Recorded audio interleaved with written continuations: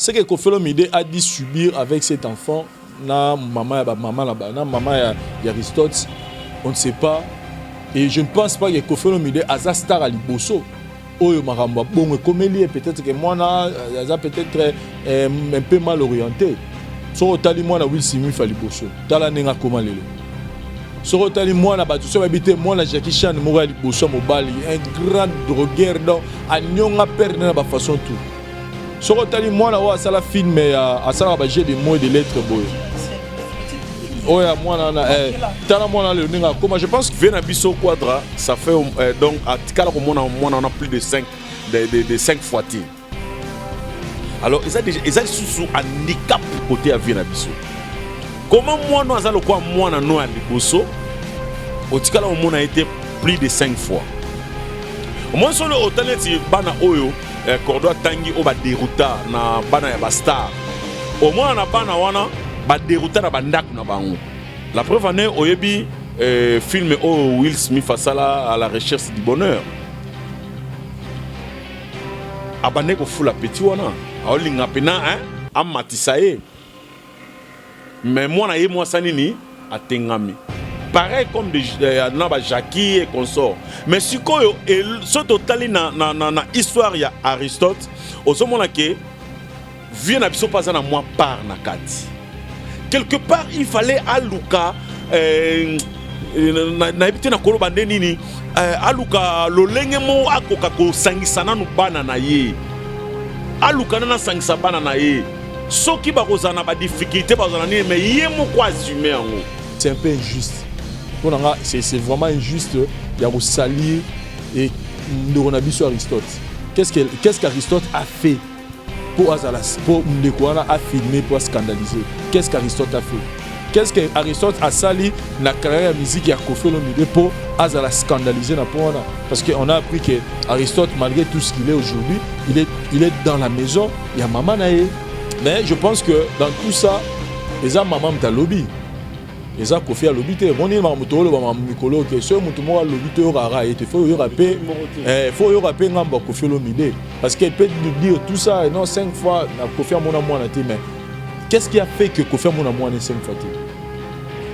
Une bonne question encore. Voilà. Qu'est-ce qui a fait que Koffi a mona moi na 5 fois? Donc avant d'accuser, avant de se condamner Koffi, il faut tout le yeba pourquoi Koffi a mona moi na 5 fois. Et mais moi de mon côté là aussi na ngambo ya bato ya Koffi Olomide puis j'ai toute la famille, tout les staff, c'est-à-dire je me recipe na osepela pe na mona pe Koffi Olomide alati costume na wana kitoko à l'équipe de la télévision à s'adresser pe na bateau bazonga ba salir image na à travers ba parce que ce sont des cuisines internes au salama na kaya di Aristote parce que on a comme Aristote na bango pona pas na nzela te na on pas Koffi de tous on sait comment Koffi a inventé le nom d'Aristote. Abonnez-vous et n'hésitez pas non plus à liker la vidéo et d'activer la cloche de notification. Voilà, comme ça, c'est parti.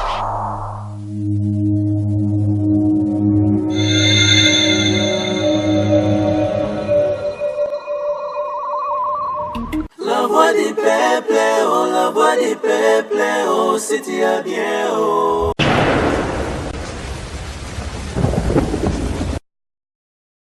C'est en forgeant qu'on devient forgeron. C'est sur cette note que nous ouvrons la boucle de cette grande émission Tribunal, une émission en tout cas que vous connaissez tous, hein, parce que je sais que vous êtes des habitués de cette émission et vous me posez plusieurs questions à la fois, raison pour laquelle on a encore une fois là repris en force pour vous donner ce qu'il faut, mais du moins, je dis merci d'abord à cette grande équipe technique qui aujourd'hui est chapeautée par Daryl Dimantesa qui assure derrière cette caméra et pensez du côté de la régie et de la réalisation qui est assurée et c'est la personne qui assume s'appelle Parouzi Aïssa le caméraman le plus sérieux je pense à toutes ces personnes en tout cas Bassara Makassi la chaîne Nabiso qui n'est autre que la voix du peuple, une chaîne qui vous permet d'apprendre, une chaîne qui vous permet d'être formé, pourquoi pas d'être informé. Alors pour être aller au vif de notre sujet d'aujourd'hui, je dirais et puis tu remarquais depuis un certain temps ici en République démocratique du Congo et puis Libanda tu commis na moi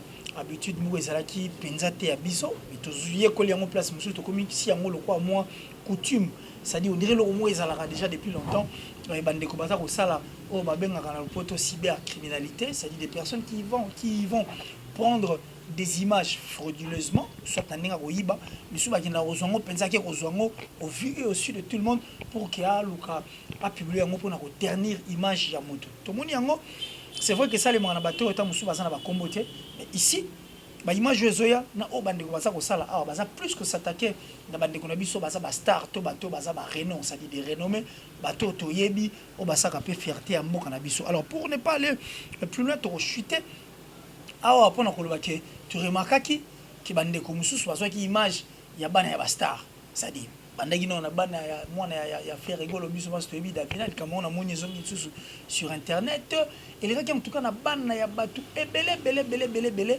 oh to bengi ba musicien. Et aujourd'hui nous avons encore une autre victime qui n'est autre que Koffi Olomide, un artiste de notre pays. Alors nous n'avons pas voulu croiser les bras ndenge bandeko mususu balobi que image eleki ndenge nini baboti to bandeko bamonani te pour ke baloba ta mutu moko amonani te pour loba.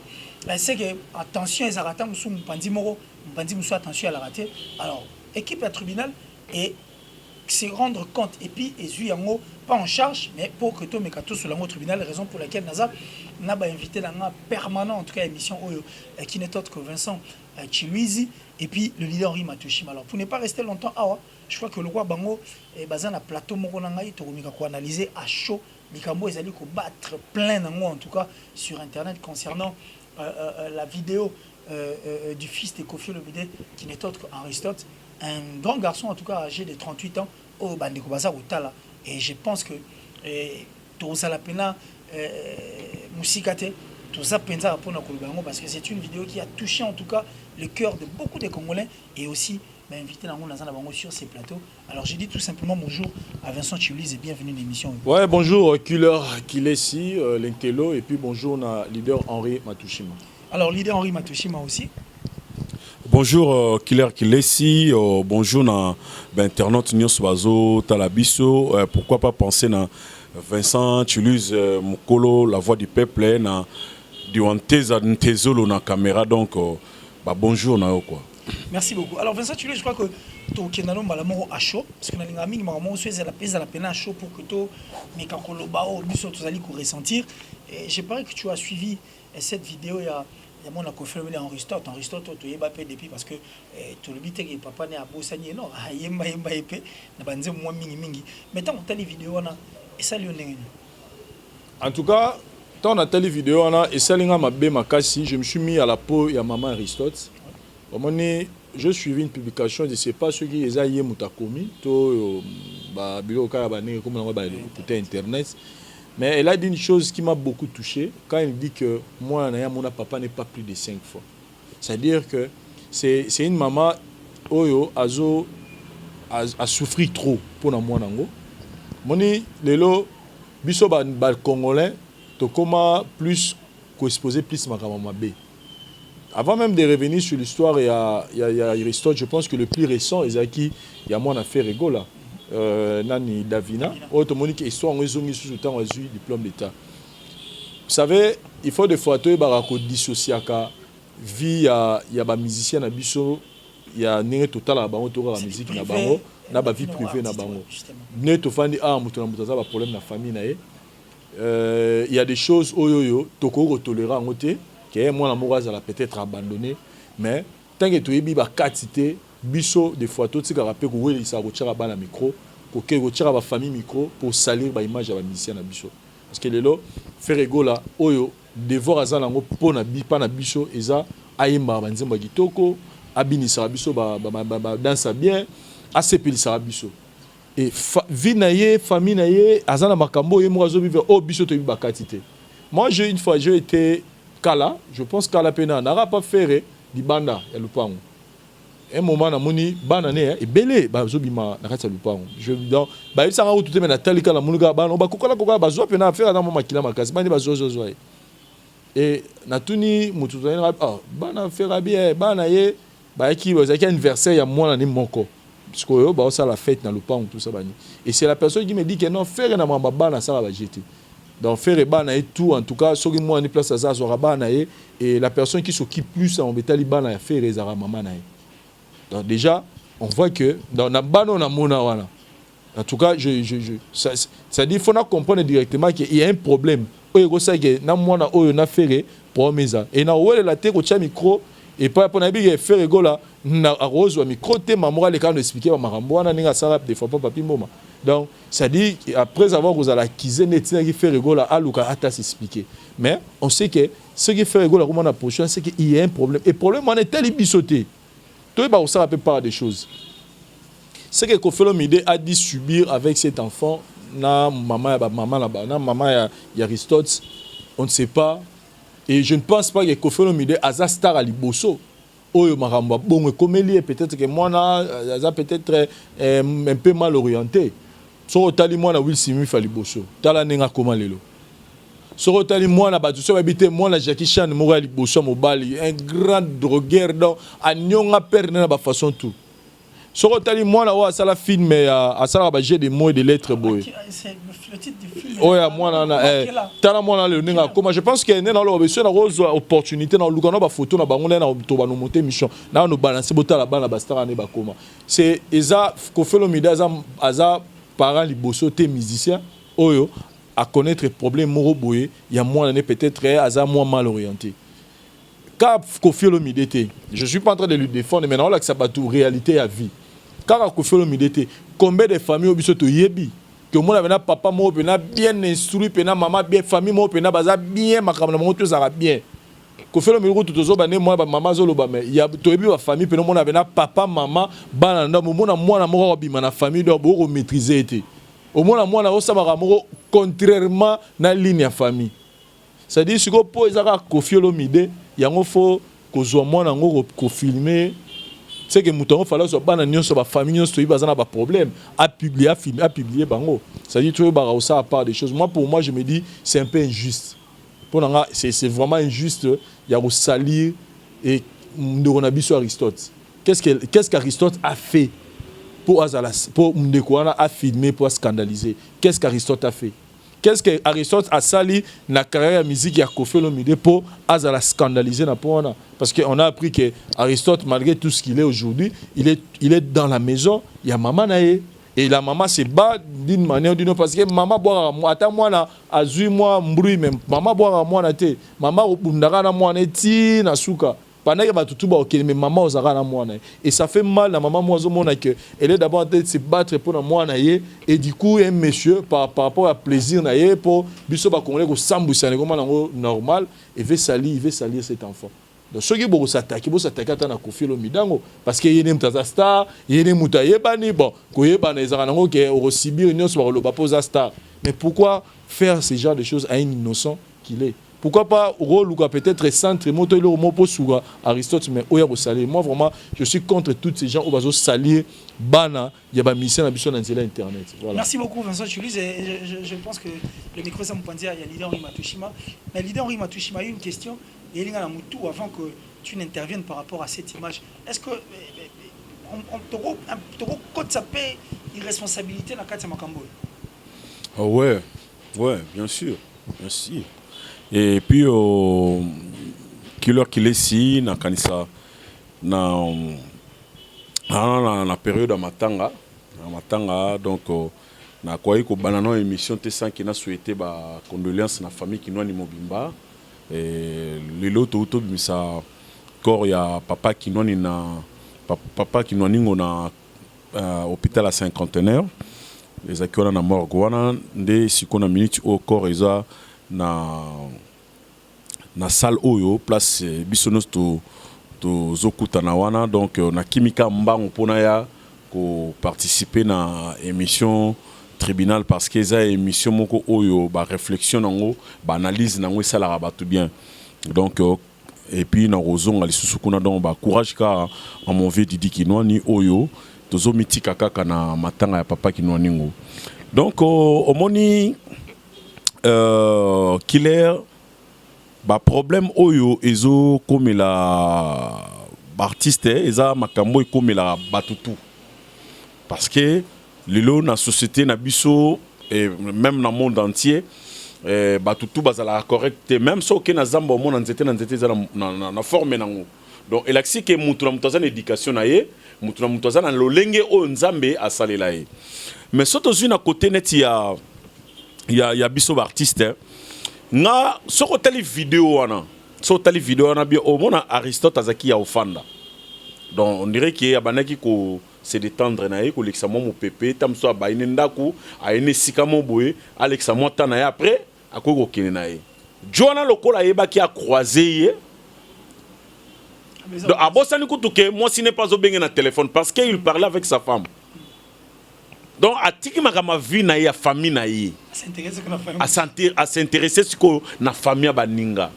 Donc olinka ke obimisa mwana wana lokola soki ndenge nini sondeni. Donc omoni sona lobi ke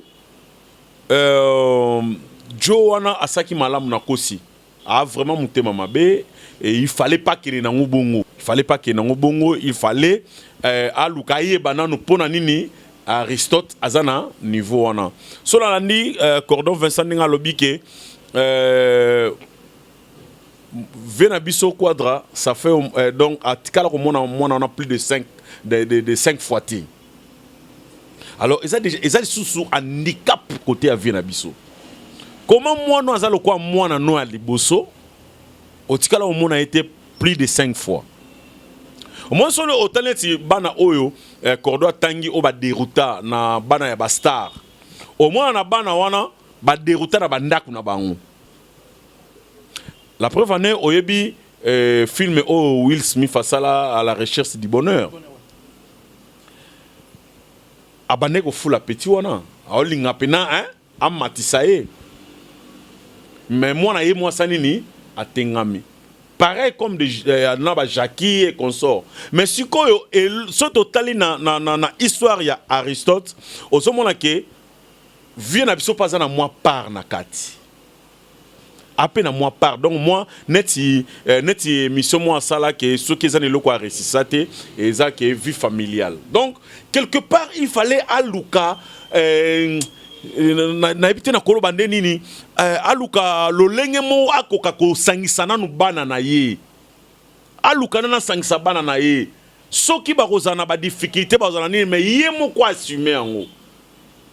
Omoni pour ceux qui sont là, Aristote a au senti que a une éducation na katina. Mais tam sous traumatisme. Tam sous a au moins avec autant on peut ça montrer à 40 000 euros. Tam où y a besoin on attend 1 euro te. Ozoma bilo qu'on a ni souper et ça la paie moi mutu moi jar. Au début pendant que était papa n'a un millionnaire parce que le vieux c'est un millionnaire. Et bien que papa n'a un millionnaire. Nga na mo na liboso. Mais nazo ko participer na héritage de papa nangati. Et ko peut ko jouer pe moi makamwe belé et 1000 chances que azana poto. Bon so ezaki na ba mfilika awo. Hein? So ezaki na ba bled awa place pena que paine ezana na mes condoléances, fazule ezana na mes condoléances. So mutu de vivre na niveau nord. Aoza la ba jar wana. Bon, si on est na bakoto. Donc, vraiment, on a interpellé vieux et ça tarte. Nabi que vieux na linga ba na makasi. La preuve ane au monde avec banani moi na biso Didi Stone. Oyebi to sala tribunal mo awa tango nani mutu mo mekaka na Didi Stone to telemaka. To telemai parce que toko linga jamais ko salir moi na ya grand artiste lokola Quadra. Toko linga ngo jamais. To telemaka to sala ba émission pona ko condamner acte wana pona ko meka ko ebisa batuke eza vérité, eza didité, eza li tricage. Alors oyo pesa la misikonga na mona ngo tricage parce que John a triqué Aristote. Donc c'est le moment où V a téléma a sala au papa ko sala pona mwana ye. Azong sa mwana na rai azama kila na ye mutako kabola singa wana zate. Ozo comprendre mutako kabola singa wana zate na yebi ke ce qui vient à tche esprit ata bolingoka ya pamba sambong au mona vie Aristote ndenge ekoma nakasa au mona ba vide nakasoyebi via bunda pona babia po tant babia oyebi que son homme repose en paix frère nanga babia ndonga par rapport ya ba makamwazaki nango via bunda lelo ti frère na biso a zongsangi molimo pa yawe na kasabatu donc biso nous to comme une sengo qui a zongeli santé na zongeli beauté na ye donc et ça qui plaisir pourquoi pas akoki ko salango pona propre sang na ye a salango ils a tarté vraiment to kozala biso tout na sima ya démarche wana vraiment a salango et kozala malam parce que biso ba africain to ande mona mindele te. On comprend. Biso africain tous en mon mindele te. Mindele bana ba ndenge na bango. Biso be africain tous en ndenge na biso mo biso famille za sacré. Biso ba makamuso esenga pena kete fo bolo matono ma kwa bo fandi bo lobeli so ke sengi bo papi o ya kozong sananzela bo zong sinanzela pour la famille et continuer. Donc ko zala trop mopanzi moko côté mususu bazo ko zala na o ba balobaki ki kenene donc moi mutema mambe moi jalousie et ko ressusciter makambo ebele. Merci beaucoup Jovince, je crois que micro ça pas nous mais j'allais aussi apporter moi le mot qui là-dessus parce que ça c'est vrai que quand c'est une histoire de famille, il faut que la famille elle est sacrée n'ingeli Henri Matouchi Mauto le bango. C'est pourquoi au mapango belé tout le monde a revenu au du Congo va commencer cette parcelle n'est pas à vendre et ça après ça va problème familial parce que mon toi son magia mon taliboso to mon kolo le pan atika climat de pété. La mort se prépare, la vieillesse se prépare. Abraham l'a fait parce qu'il connaissait la valeur de la famille, le fondateur de la famille c'est Dieu. Alors Abraham connaissait la valeur avant qu'il y ait Koufa avec satisfaction parce qu'il y a Bongisi Maramutuna Sima. C'est de même pour David et c'est de même pour Jésus-Christ qui était le fils de Dieu. Avant de mourir, il a laissé un climat de peine à la famille. Il Marie, regarde ton fils et fils, regarde ta mère. C'était pour dire que la charge nous sommes en l'or pour l'instant dans le roi n'a Koufi, toi Jean, occupe-toi de maman et maman occupe-toi de ton fils pour qu'il y ait un climat de paix. Et la personne a sali cybercriminalité. Comme on a mis tout assis, le fou c'était la personne qui filmait et la personne qui était normale, et ça y est Aristote. Pour nous, tout le monde a massacré tout le biseau tout français, mais il y a sali. Nous avons mis tout la chose qui y est Aristote et Aristote n'est pas ce qu'il y a avant d'accord. Donc c'est vraiment méchant, c'est méchant. Ça allait encore être mieux sur le film d'Aristote au Tindeli Kofi le directement. Et interpeller Kofi n'a pas allé, on allait comprendre. Mais le fait de ternir l'image de cet enfant qui est un innocent, il y a moins de tickets biso moins mingi. Et j'ai parié que aux Congolais, il y a des biso culture na biso moins les raté. Et quand on le fait, il faut tout éba. Et s'il faut aller plus loin, bah de quoi la biso Mundele, bon, on ne condamne pas M. Leblanc, les Occidentaux en réalité, ça bien. Parce que surtout, merci pour les basala bien, faciliter la vie, et puis, tu auras exemple, mais ce sont aussi des méchants quelque part, parce que ça va miner les enfants leurs droits, mais les devoirs des enfants, apparemment, c'est pourquoi moi, droit d'aller à fundi papa à la police. À fundi, moi, papa, 10 fois déjà ça qui est dans la police. Pourquoi? Parce que moi, on a réclamé le droit. Parce que l'enfant ne reconnaît que le droit et non le devoir. Mais moi, on a pu voir quoi faire pour nos parents pour que le roi Owana ait la raté. Mais Vincent Tulise, l'idée Henri Matouchi m'a très content en tout cas dans Bolivie. Et j'ai parié qu'on a été appelé le grand Mopao. C'est aussi ridicule de voir un patron de la musique congolaise, le grand Mopao qui crie à la ta veste et moi qui ne sais quoi bim. C'est ce que comment on dit moi qui ne sais quoi la veste à vieux. Alors biso to linga vena biso bogara zongi la maman ne zonga des alabna comme il se doit. Alors Vincent Tulise, j'ai parié que question et linga na cerveau et pendant que tout le bango bande ko ba otala. Pour surtout tali image on a image on dirait c'est vrai que ça il y a Mikolo. Et quoi qui s'appelle tam sous moi 4 5 6 7 jours. Nous avons tous vu les images au Outé Koya sur Didiston.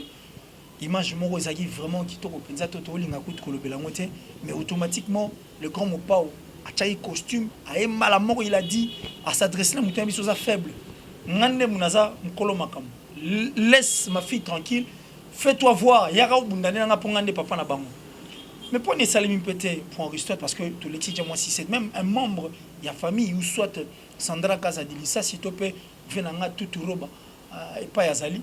On n'a pas senti ça, Maman Rifa. On n'a pas senti, même sur les réseaux sociaux. N'est-ce pas aussi moi? Personnellement, donc ils ont tout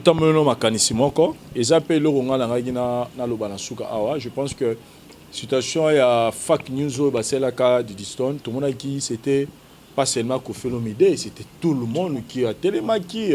Il y a eu même, on se souvient même Rosa Ngoma, Salah Michon, il fallait même, comme belé. Et on avait senti que même Didi Stone, en soi, elle a senti que j'ai une famille. Voilà. J'ai un papa, j'ai une maman, j'ai mes oncles, j'ai mes tantes, vous avez une famille. Je pense que, il y a Aristote, je pense que n'a évité. N'a pas affirmer ma camboté, mais je pense qu'à mon niveau, la monnaie de la Kofi. La monnaie de la Kofi, même si ne bazolo bakke, à mon avis, pas plus de 5 fois. Je sais ce que ça fait. Biso peut-être au botami, papa batiki biso bana mike 4 à 5 ans. Ou tikalo yeba pena papa wa yoté. Je sais ce que ça fait. Des fois il y a rien mon bon. Moi j'avais senti cet effet le jour que je me suis marié. Tant baba une minute de silence pour la père nanga, c'est le jour là j'avais senti que il n'est pas là. Et donc il salenga mo loro moro boye donc il faut osara ngato za mtakufe là papa pour comprendre et loko wana donc c'est moi la première na papa et ça joue beaucoup. Il joue à la maman belé, il joue à la maman belé. Mais je pense que dans tout ça, les a maman ta lobby. Les a Kofi à lobby te. Bon il m'a mutolo ba mikolo que ce mutumo à lobby te rara et faut y rapper. Faut y rapper ngamba Kofi Olomide parce qu'elle peut nous dire tout ça et non 5 fois na Kofi mon amour na mais qu'est-ce qui a fait que Kofi mon amour na 5 fois? Une grande question encore. Voilà. Qu'est-ce qui a fait que Kofi mon amour na 5 fois? Donc avant d'accuser, avant de condamner Kofi, il faut que pourquoi Kofi mon amour na moins 5 fois. Et mais moi de mon côté là on sait il y a Kofi Olomide puis j'ai toute la famille, toutes les staff, ça dit je me aussi paix na aussi la peine mon appel Kofi Olomide à la costume na wana kitoko ça va motiver à l'équipe la télévision ça va motiver à s'adresser pe na bateau bazolinga ba salir image na à travers bana na parce que ce sont des cousines internes au salama na ka ya Aristote parce que on a comme Aristote na bango pour na pas na nzela te na pas Kofi nous tous on sait comment Kofi a inventé le nom d'Aristote c'est Mino Rocky et avant Didison ce sont les noms que biso to yeba mingi Aristote et puis je me souviens d'un documentaire mon Kofi a sala kala na RTNC na mon na YouTube. Il a commencé à vanter Aristote, Rocky, Mino, c'est-à-dire, tu sens que papa a une affection à Banaï. Donc, je m'aimerais, mon souhait, ce serait que tout le monde a payé que Aristote, Kofi Olomide a télémis le rôle à papa, n'a télémis pour la Marambouya. Il y a Didi Stone parce que Saint James n'est pas au Béné Souki Boy moi nana leli aïe en tout cas pour aux problèmes na Kofi Olomide ça dit de la même façon c'est moi il y a Saint James c'est ça même c'est moi c'est Aristote donc côté le maya Kofi Olomide je pense que Bank ça peut battre belé et Rozong ça peut battre Nanzela mais tout ça peut minimum battre belé si déjà les autres ça minimum leader Henri Matushima le silence de Kofi Olomide bon les autres ça vous déjà parce que les bazo lui poser ma question mais ndeko ba ça la cybercriminalité c'est bien bon de les faire mais bon ceux babi il faut avant on l'a moins poussière aux na liso muninga faut na brique aux pas non je sais pas comment rentrer ba niveau la ndengeni alors leader Henri Matushima on parle toujours du côté Kofi Olomide ton idée n'est na auto poser la question pas à Vincent Chiluza de savoir on avait vu un peu où on voit comment est-ce que Kofi Olomide a plus derrière ses enfants quand il s'agit de Nini puis n'a pas tout en autant au Kenda c'était pour ses enfants et aussi on a vu comment est-ce que Didi Stone permet à Rihanna comment est-ce que Didi Stone a raflé on a senti hein, c'est-à-dire l'implication de Kofi Olomide et puis il y a des membres il y a famille alors pour Aristote Obi ils ont un problème moko oyo na fandi tango Vincent Zoloba nazo mekako réfléchir ils ont facilité et puis ils ont pambaté hein ils ont donc on dirait ça ne lo comme ils ont na katona oyo biso nesto comprendre te pour un côté là les grands mots pas ndenge alinge la cabane ndenge inventa ba Rocky ba Aristote ba Mino bango tout wana que azala musika par exemple na Aristote oyo azala lokola héritier na parce que aza moi liboso tozana posa okota na ba détail te elo ngana koyi kolobaka ke omoni vie ya mutu ezaka sacré tosakana na ba vie ya bato te soki lelo oza te na mokili histoire no mpe eza lokola livre ozotanga omona kutu te bakoma ora chapitre 1 chapitre 2 ainsi de suite soso olekisi 1 okomi na 2 totikaka kozwaka makambo nyonso lelo soki ozwi ka eloko moka mbangu na internet ozwi eloko moka mbangu na internet epuis eloko oyo ozobosana ke ata opublie vi ya Koffi Olomide na ndenge mabe akolongwa ne Koffi te bambongo ne na bandako na ye ekokwea nango na compte na yo te akozala na ye ka Koffi Olomide. Au contraire communauté tosunganaka tosalisanaka so likambo ezali tokoki kosolola kozwa kaka bipiblia kaka ozwi kaka pan obwaki ozwi kaka pan obwaki yozo mona ngo lokola lokumu mo bosani ke yo mo poza na ba faute obosani ke yo mo pe na famille na bino mo na ba problème parce que yozo mona ti ozo exposer via Koffi Olomide tamsu timu kile okufa okoma no pe na niveau Koffi te. On se comprend. Donc, yozo mona ka que songa le na salir via Henri Matsushima et que danger non. Ozo bosa ke yo poza na ba famille. O bosa ke yo zaka na mai na makila lokolanga. Hein? Donc ozo mona o bosa na ke oyo to sala nyonso na mabele futa makaka tous ces pays ici bas. Ouais. Donc nyonso to futa onka yeba ngo so bomi muntu na mabele. O futa onka ka. Soko sali o kabeli mutu o zabola muna onkaka awa donc kaka na mabele bible mtelobi ngo nyonso to salaka to futa onka awa donc toyebaka ko respecta ka baninga toyeba na opesa na valeur toyeba na ko respecter ba famille ya baninga donc le grand mopao mon vieux et lo nga na yo senga oka na tribunal na lelo vraiment meka osala quelque chose. Mais quand on sait quelque chose d'état que parent, mais quand tout senti pendant que au bouger et moi va faire parce que ce peut au bouger on te yo moye bien. Merci beaucoup. Et je crois que le micro de quelqu'un pas un dernier message dédicace. Donc le dernier message nanga ezaka ke bolingo ezala na peuple congolais to lingana ndenge Jésus-Christ ye mo lingaki biso akufa ipona biso pona masumu na biso. Merci na batutu oyo bazo continuer ko soutenir artiste Henri Matsushima. Œuvre na bino yangwana eza partout na la voix du peuple awa so côté au mona Didi Kinoni na mitiki bo consommer yango bo partager yango bo yoka œuvre wana parce que eza œuvre na sali na motema malamu. Ngomona to réaliser clip a bien vraiment boza décider na ba ono so batali yango merci na ndenge bozo commenter na ndenge nyoso bo loba. Abonnez-vous sur ma chaîne YouTube Henri Matsushima officiel.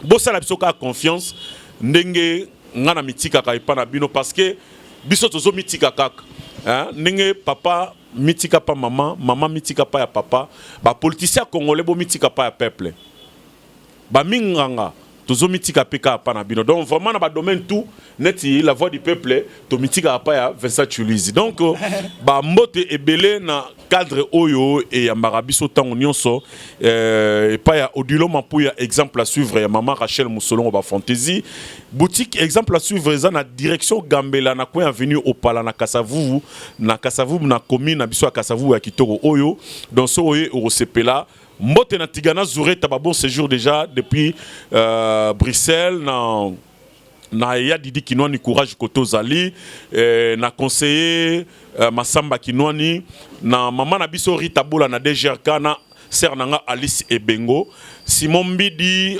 autisme sa double parking ya maman sinon Tantine le jeune maître Michelin Nembo maman Bonheur Stella de Feo bien-aimé Okuka na Pesimbote na José de Londres Sida Abile le Koto Zali Jean Kadi Kamalandwa garçon bruxellois Guilhem Mounianx Mauricio Legacy Mauricio Bamboteno ebele et puis na pesi mbote na batu tout oyo bazo ko soutenir nga vraiment na musala o nazo sala toza toujours na studio o aza na posa ya dédicace aza na posa nzembu donc baya ko contacter biso soit babenga na numéro ya émission oyo ba rozwanga soit babengi na numéro na ngamoko 00243 code na biso mboka ya Willy Musheni 998 09 53 40 998 09 53 40 Herman Ngumba depuis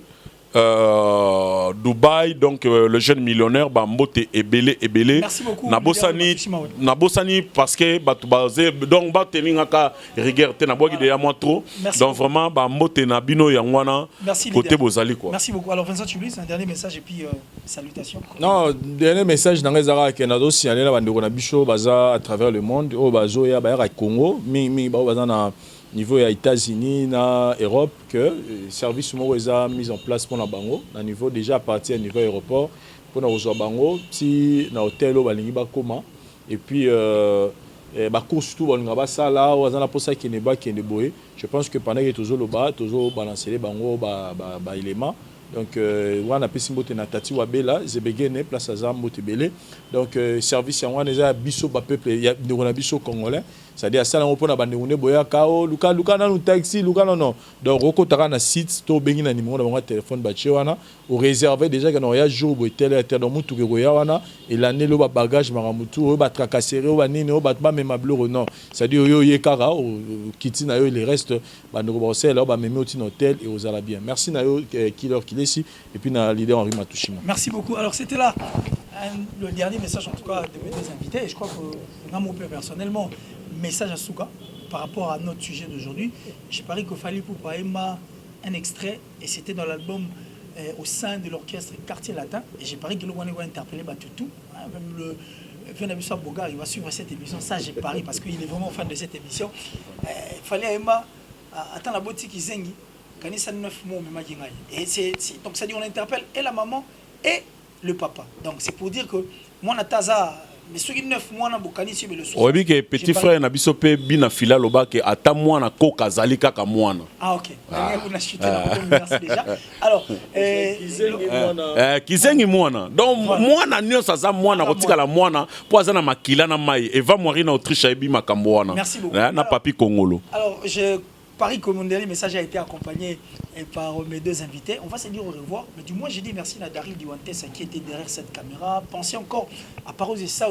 Donc ça dit c'est grâce à sa réalisation parce que la régie a été assurée aujourd'hui par lui, Paroz et ça, le plus sérieux de nous tous. J'ai dit merci comme ça à ma maman depuis celle qui m'a adopté. Ah, m'a adopté quand même enfin. Maman depuis l'Allemagne. Maman Jedida. Donc salut de là où vous trouvez maman et puis Bandegotou. Autisme à double parking. Il y a Sino Tantine depuis l'Afrique du Sud, Eva Moiri en Autriche et le cœur de Makati. Merci encore une fois les pieds au Dilom Ampouya. Par exemple à suivre.